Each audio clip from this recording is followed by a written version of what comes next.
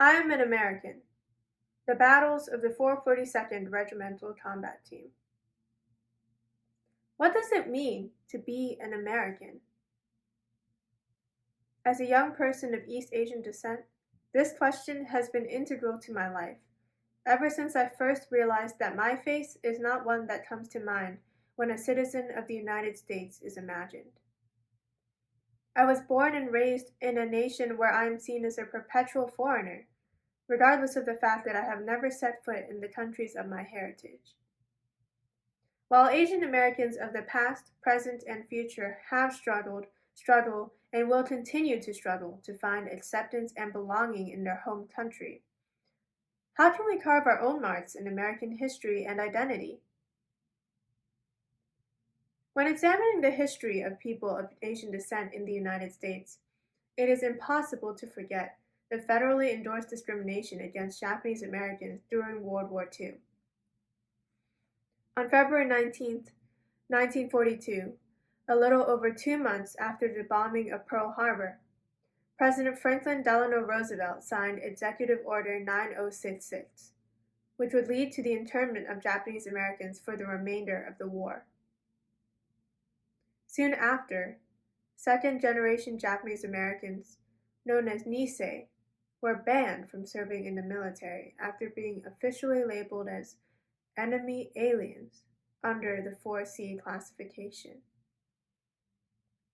Almost 1 year later, on January 28, 1943, the ban of Nisei soldiers was lifted, as the War Department called for the formation of a Nisei combat team.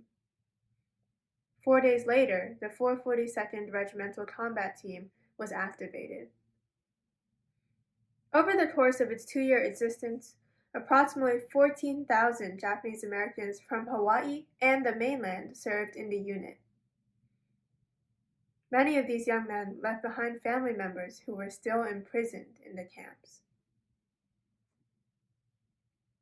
Through their courage and service, the members of the 442nd hoped to prove their loyalty to the United States and reclaim their rights as citizens. The unit's motto, "Go for Broke," emphasizes the lengths to which the young men would go to gain acceptance in America.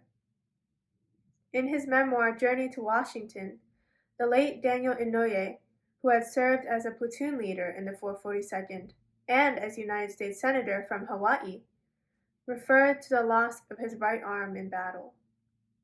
He wrote, "If you were ambitious and believed implicitly in the promise of the Declaration of Independence, what did it matter that you had only one arm?